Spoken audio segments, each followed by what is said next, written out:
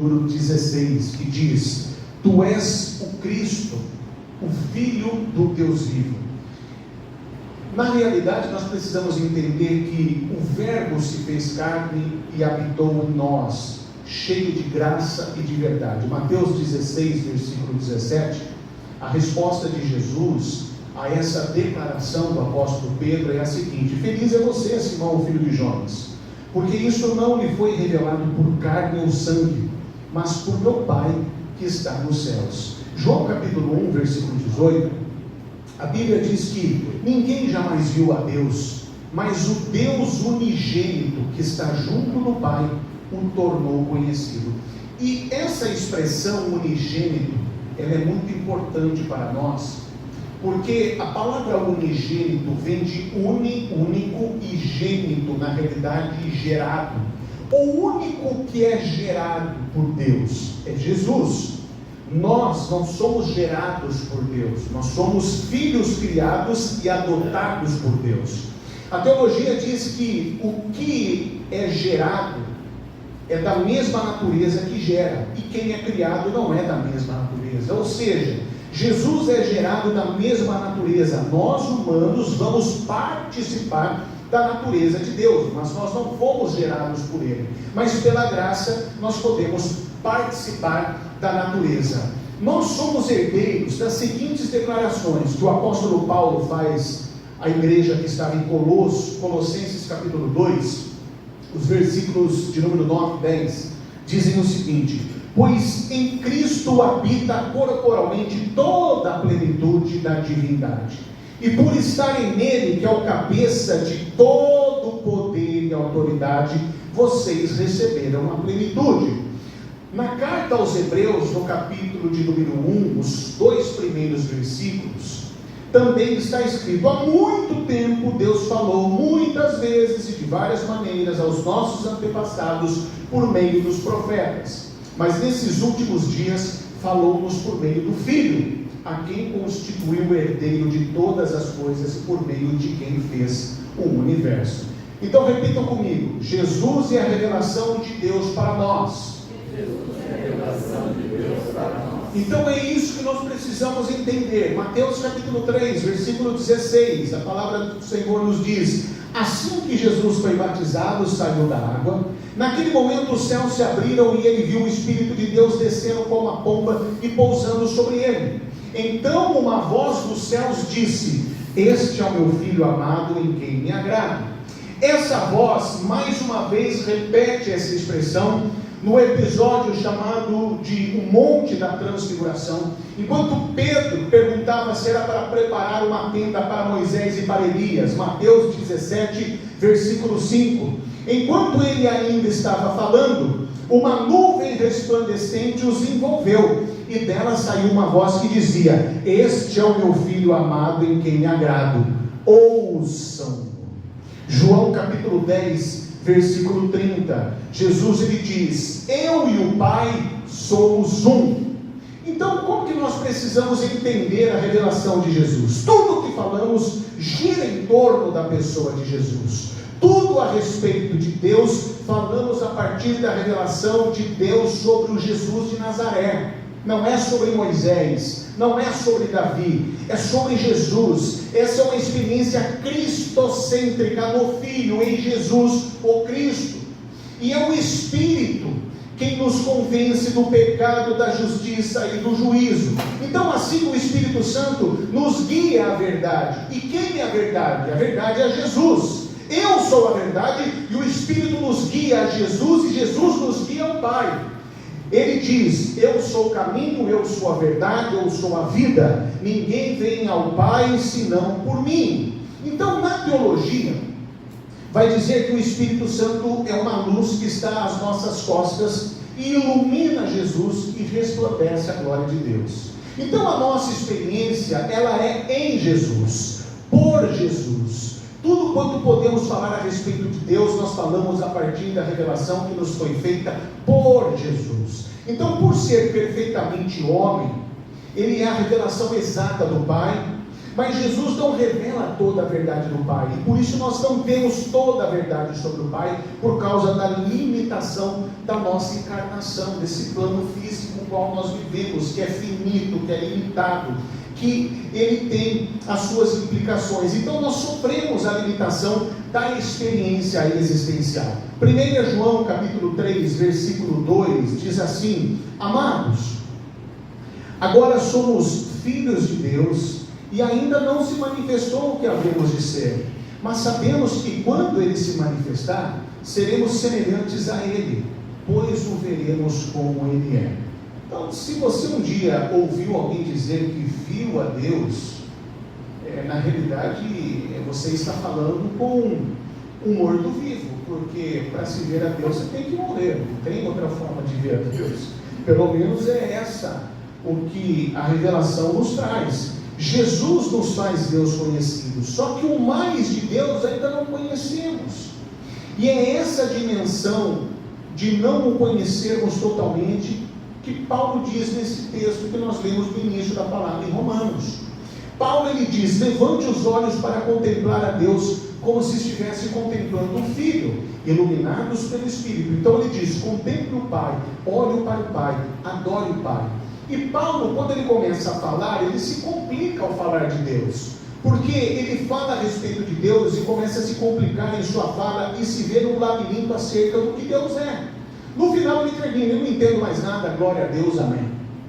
Então, essa carta aos Romanos, alguns intérpretes dividem esta epístola em 3 partes, do capítulo 1 ao 8, do capítulo 9 ao 12, e o restante até ao 16. Então, a primeira parte, ela é teológica, a segunda parte, ela é ética, e a terceira parte, ela é vida cristã. Então, na parte teológica, Paulo ele fala da condição do pecado que é comum a todos os homens. Somos humanos, limitados, pecadores, distantes de Deus e afastados dele. Aqui ele fala da ira de Deus e que vai nos condenar, vai nos castigar, mas no capítulo 3, no verso 20, é relatada a obra de Jesus Cristo nos aproximando de Deus o Pai. Então ele fala da verdade do nosso afastamento, da nossa condenação, mas que Cristo Jesus nos reconciliou. Então somos justificados pela graça e não pela lei. Já nos capítulos 6, 7 e 8, ele vai dizer que o Espírito Santo de Deus, que aplica a obra de Jesus em nossas vidas, para que sejamos levados ao Pai. E tudo isso nós sabemos porque Deus se revelou na vida de um povo, que é o povo de Israel. E quando Paulo chega nesse momento, ele mostra que foi justamente Israel que rejeitou a Deus. Então, nos capítulos 9, 10 e 11, Israel foi tratada por Deus por razão especial, mas o coração desse povo foi o que? Endurecido, para que os gentios, eu já expliquei, gentil é o que não é judeu, para que eles enxergassem a fé, e dessa maneira o povo de Israel seria quebrantado. Então ele começa a falar, e tudo que Deus fez é para que todos experimentassem a misericórdia. Repitam comigo: misericórdia. E ninguém entende Deus. Nós não conseguimos entender o que Deus faz, como Ele age, mas a palavra de Deus nos diz: mas curve a Ele para todo sempre. O que entendemos em toda essa complexidade é que na simplicidade, caia de joelhos, reconheça a revelação de Deus por meio de Cristo Jesus, desfrute da misericórdia do Senhor, admitindo ser você um pecador, e o adore por isso. A gente precisa parar com essa mania de querer pregar religião para as pessoas, porque o princípio de Cristo na minha vida é de que Ele mesmo me resgatou da minha velha e maneira vazia de viver. Eu estava perdido, mas fui achado, fui agraciado. Pela graça sou salvo, mediante a fé em Cristo Jesus. E eu não tive esforço nenhum para que isso fosse contemplado em minha vida, apenas por meio das boas novas que me foram anunciadas. Então, quando o Evangelho de Jesus é anunciado, a graça nos alcança. E o que a graça nos faz? Ela nos coloca de joelhos, porque faz nós reconhecermos a nossa pequenez diante desse Deus tão grande, misericordioso, bondoso, justo, amoroso.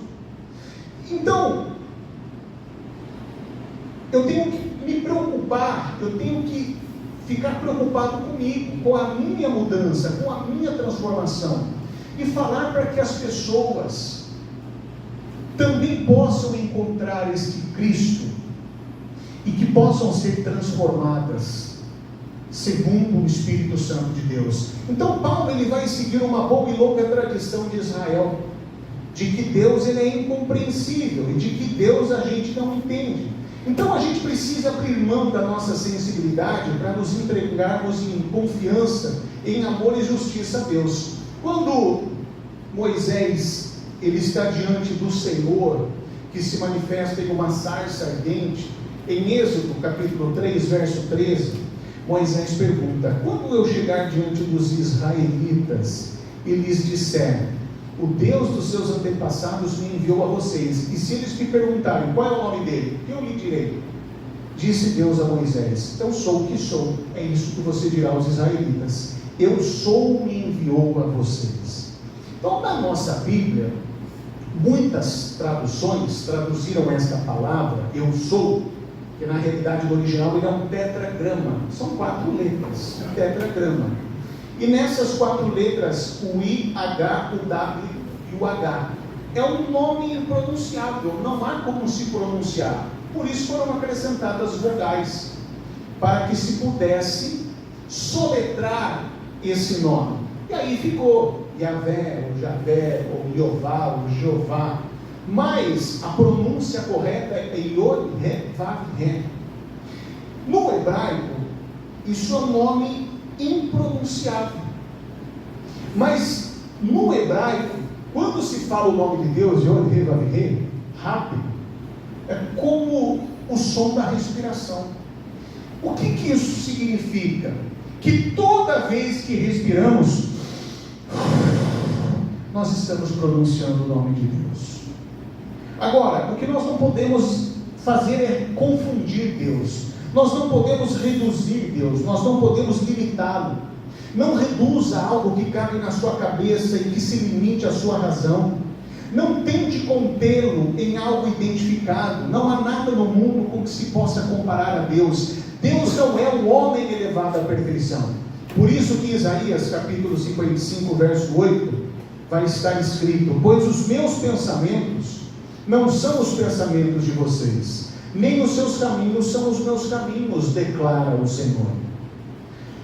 Deus é esse que Paulo se refere a Timóteo, lá na primeira carta que ele escreveu a Timóteo, no capítulo 6, versículo 16, o único que é imortal e habita em luz inacessível, a quem ninguém viu nem pode ver, a ele sejam honra e poder para sempre. Amém. Então Deus disse a Moisés: ninguém pode me ver sem morrer, mas pode contemplar a minha glória. Amém? Amém. Vocês contemplam a glória de Deus? Então esse é o Deus que extrapola, que está para além e não cabe nos códigos de doutrinas, nos livros de teologia, nas nossas afirmações como onipotente, bom, justo. Todas são falas e palavras que tentam traduzir Deus para nós, mas Deus é mais do que tudo isso. Ele está além da nossa possibilidade de acesso e compreensão. E muitas pessoas perderam essa dimensão da grandeza de Deus, porque nós achamos que conhecemos a mente do Senhor, quando fez, porque fez, e às vezes nós falamos com uma displicência. Alguém que foi empregado, é a vontade de Deus. Alguém que foi desempregado, perdeu o emprego, é a vontade de Deus. Alguém que morreu num acidente, alguém que morreu de uma maneira violenta, foi a vontade de Deus. Quem disse que foi a vontade de Deus? Como você sabe que foi a vontade de Deus? Aonde você viu isso? De onde você tirou que é a vontade de Deus? Então Paulo pergunta: quem foi seu conselheiro? Parece que a gente vive dando conselho para Deus, e em nossas orações parecemos que somos os conselheiros de Deus, e dá a impressão que Deus, ao ouvir os nossos conselhos, ele diz: obrigado por orar.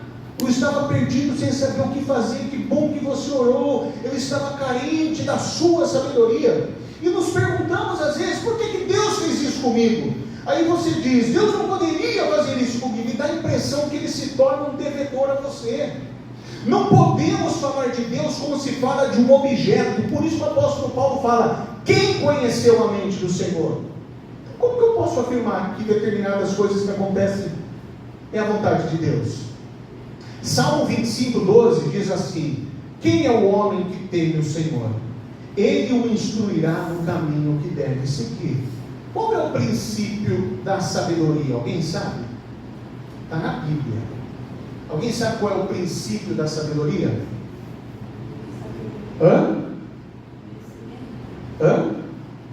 Não tenho medo de errar. Qual que é? Muito bem ali. O temor a Deus. O princípio da sabedoria é o temor a Deus. O caminho da intimidade com Deus é a afirmação, é a admissão e confissão da nossa limitação. E assim caímos de joelhos aos seus pés. Por que é o temor do Senhor? Temor vem de reverência, não é ter medo. Porque há muitas igrejas, principalmente o movimento pentecostal, e o movimento neopentecostal fez o desfavor de piorar isso daqui, de mostrar um Deus legalista. Tudo é graça. E infelizmente as pessoas acham que o temor a Deus é ter medo de Deus. As pessoas têm medo de Deus. Ai, porque se eu fizer isso, eu vou ter consequência. Meu irmão, isso daí é quando você servia as entidades ali no terreiro. Com Deus não é assim não. Deus não é entidade, Deus não é Exu, Deus não é Orixá. Deus é Deus, Ele está acima de todos os deuses. Lá na Umbanda, que quando eu frequentava a Umbanda, que falavam, ó, você não pode parar de vir, porque senão os seus guias vão pegar você. Que isso? Obrigação de mérito e demérito? Não, para você ser abençoado ou receber algo que você tanto espera. Deus não é assim. Deus não é assim. O que é temor a Deus? É reverência a Deus. Eu nunca me esqueço, pastor Rogério Araújo, ele uma vez pregou para nós, que o que significa temor a Deus? Eu vendo Deus me vendo. Isso é temor a Deus. Eu vendo Deus me vendo. Todas as vezes que nós cometemos os nossos deslizes, todas as vezes, Ângela e João, que nós cometemos os nossos equívocos, todas as vezes, Débora, Lúcio e Mônica, em que a nossa natureza inclinada para o mal quer se manifestar, eu olho para Deus, porque eu não me esqueço dele, e eu vejo Deus me vendo dessa forma. Isso me constrange. Não é que eu vejo, um exemplo bobo veio aqui à minha cabeça até agora. Um exemplo bobo. Eu nem citei hoje de manhã, mas eu lembro que quando eu era adolescente, comecei a fumar, e meus pais já ficaram sabendo, eu não tinha mais que esconder, mas eu tinha vergonha de fumar na frente dos meus pais. É porque eles já sabiam que eu fumava. Não era medo de apanhar, é vergonha, porque a vida inteira desde pequeno eles ensinaram que aquilo é prejudicial à saúde. Tive um exemplo dos dois em casa que fumaram e pararam para terem qualidade de vida e nos proporcionar qualidade de vida, não viver num ambiente contaminado de nicotina, monóxido de carbono. É vergonha. Então, o princípio da sabedoria é isso, é a reverência ao Senhor, é o temor ao Senhor. É entender que num culto como esse, bonito, nós cantamos, quem já pisou no Santo dos Santos. Mas quando eu entro no carro, eu não posso esquecer que Deus está me olhando. Deus está me vendo a todo momento. Deus está me vendo no carro. Deus está me vendo ali na minha casa. Deus está me vendo como eu me porto com a minha esposa, como eu me porto como pai. Deus me vê a todos os momentos, como eu me porto como empregado, como eu me porto como patrão.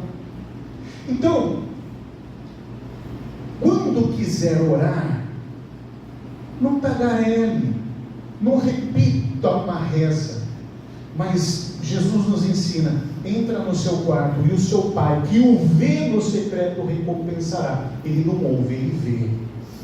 Então a oração, ela começa quando nós terminamos, porque até então estamos descarregando, desabafando, soltando aquilo que nos aflige. Porque toda oração, porque há a maneira de nós orarmos diariamente, inclusive eu até compartilho com vocês todos os dias o áudio via WhatsApp, consagrando a semana, consagrando os dias. Eu sei que isso faz muito bem, porque tem muita gente que já criou o hábito de ouvir esta oração antes de entrar no trabalho, ou às vezes quando recebe naquele momento a pessoa já para, já ouve, se concentra, se conecta a Deus. Mas tem alguns momentos em que nós precisamos estarmos ali, a descarregar, a falar para Deus, e algo que nos faz mal. E o que isso faz em nós? Eu citei hoje de manhã o exemplo de quando às vezes você está mal, comeu demais, atacou o fígado. Eu sempre, antes de tratar minha enxaqueca, eu não tinha remédio, não tinha remédio que parasse a dor. Mas a única maneira que a enxaqueca ela resolvia era depois de estar com aquela crise de dor de cabeça, enfiar o dedo na garganta e colocar para fora. Aí na segunda tinha um alívio. A oração, na realidade, ela não começa quando a gente está colocando para fora. A oração, na realidade, ela começa quando a gente termina. E aí a gente começa a contemplar Deus em tudo. E aí a gente começa a se sentir seguro. Por isso que a palavra de Deus diz que quando estou fraco, sou forte no Senhor. Porque o verdadeiro convertido, quando ele está fraco, ele não se entrega às suas fraquezas. Por isso que o apóstolo Paulo, ele diz que quando estou fraco, sou forte no Senhor. Porque quando nós estamos debilitados, quando nós estamos entrando num estado depressivo, o que a gente faz? É aí que a gente acorda de madrugada, a gente levanta um propósito de jejum, a gente ora, a gente se derrama na presença de Deus. E quando a gente vive essa experiência, a gente se sente seguro, a gente se sente amado, a gente se sente confortado. A oração, ela não é o tempo, mas é a intensidade, não é a quantidade. Isso pode ser num estalar de dedos. Então assim você perceberá que Deus é o seu abrigo, Deus é a sua fortaleza, e assim que Ele fará você desfrutar de uma paz que excede todo o entendimento. Paulo, ele cita a oração de Davi lá em 1 Crônicas, capítulo 29, versículo 10.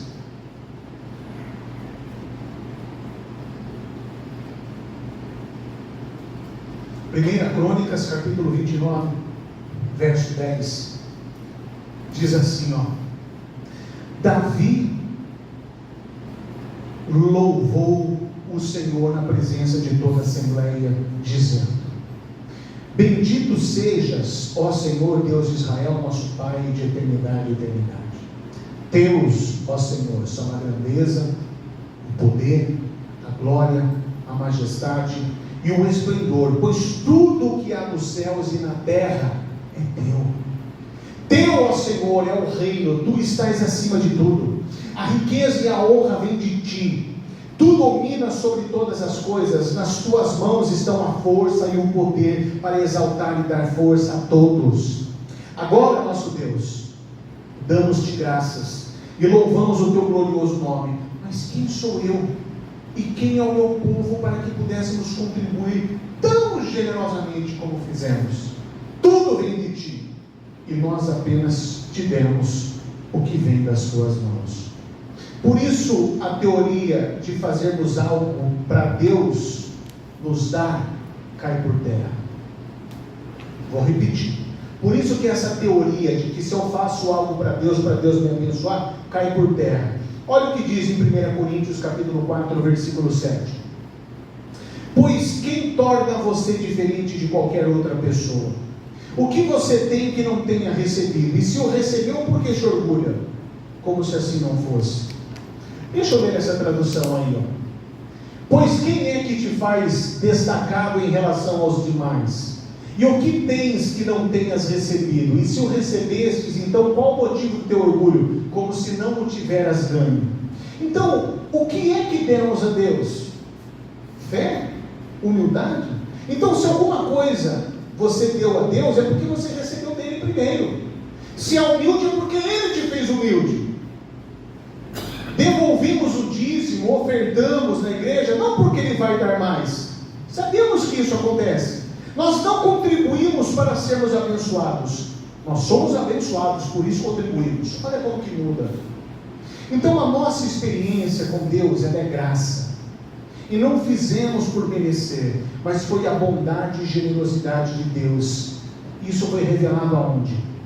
Na pessoa do nosso Senhor e Salvador Jesus Cristo. Amém. Amém.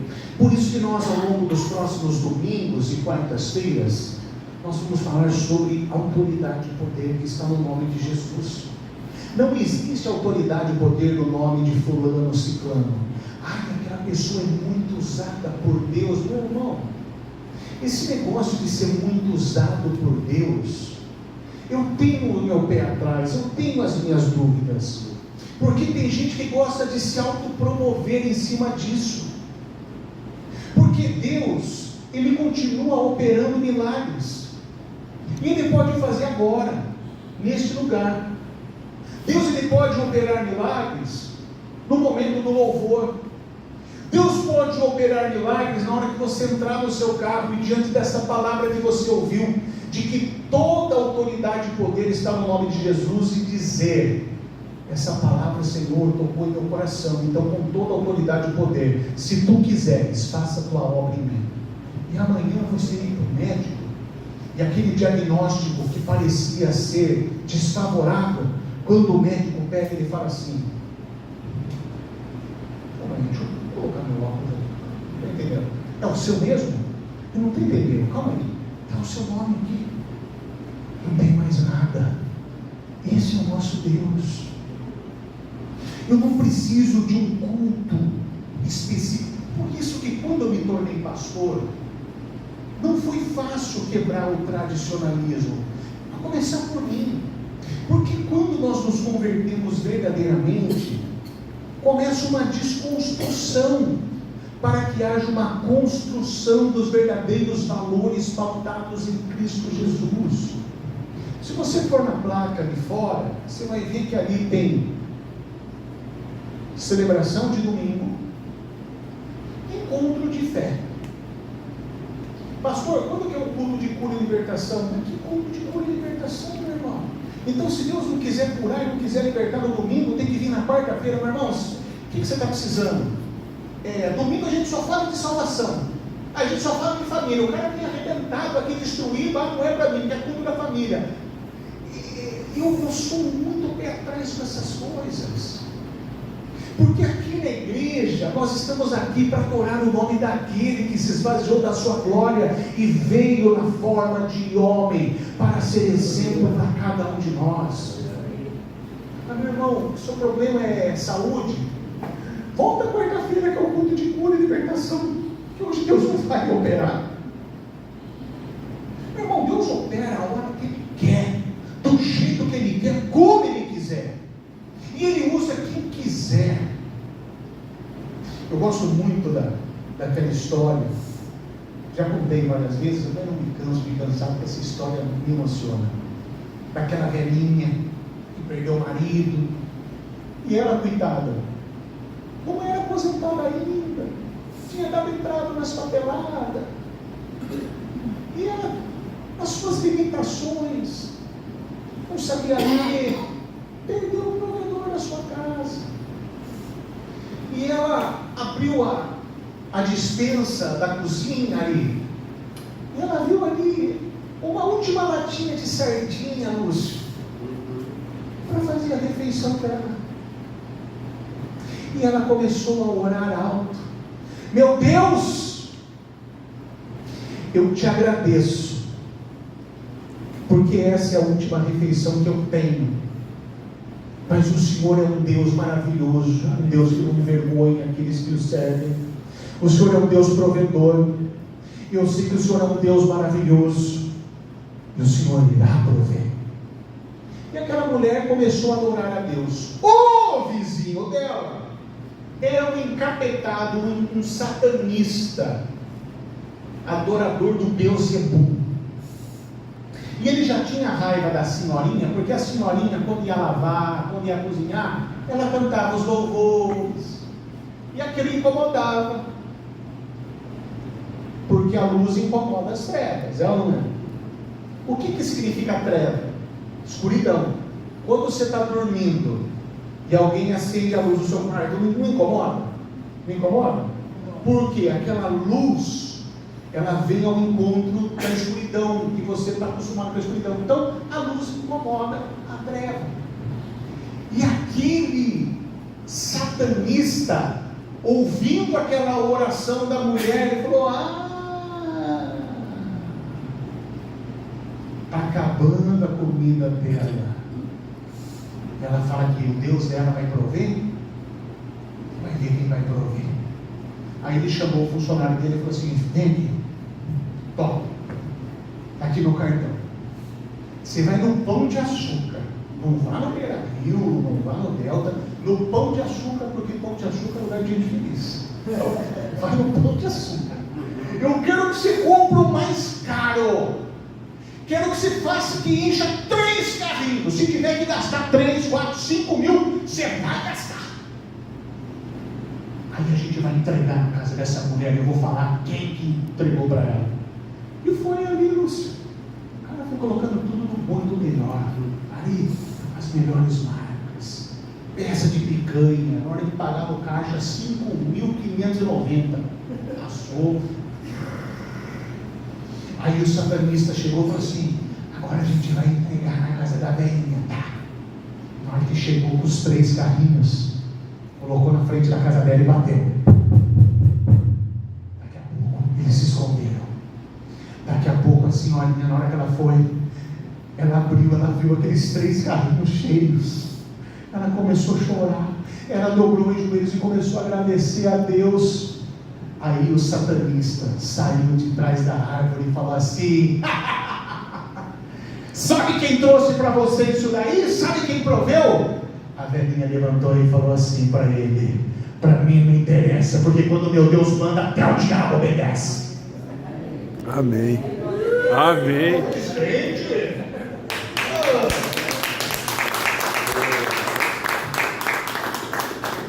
Deus é assim. Então a gente precisa confiar.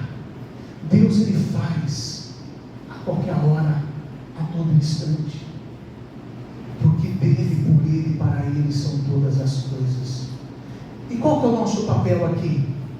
Estarmos aqui, e entender: eu, Antônio Carlos Costa e Silva, mais conhecido como Tony Costa, eu preciso mudar. Eu preciso melhorar. Eu tenho que ser uma pessoa melhor. Eu tenho que ser um pastor melhor. Eu tenho que ser um pai melhor. Eu tenho que ser um marido melhor. Eu tenho que ser um patrão melhor. Eu tenho que ser um ser humano melhor. É isso que nós precisamos entender. Porque hoje, eu falei muito hoje de manhã de um movimento evangélico que não sabe o que é graça. Eu fico louco da vida. E eu falei hoje de manhã, e eu tenho um vício que eu vou confessar para vocês. E muita gente falou: pastor, também tem esse vício. Eu tenho um vício muito ruim, de quando eu vejo as coisas do Instagram, eu vou ler os comentários. Mas alguém se identifica comigo aqui? Amém. Amém. Eu fico mal com isso, de ler os comentários. Eu fico mais revoltado de ver o que as pessoas escrevem.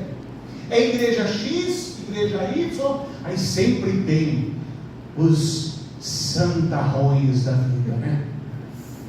É igual na outra igreja que eu pastoreava, Eu até falei para um grupo de pessoas, falei assim, eu vou procurar me transferir porque é muita santidade para um lugar só. Eu não estou digno de estar aqui. É muito santo,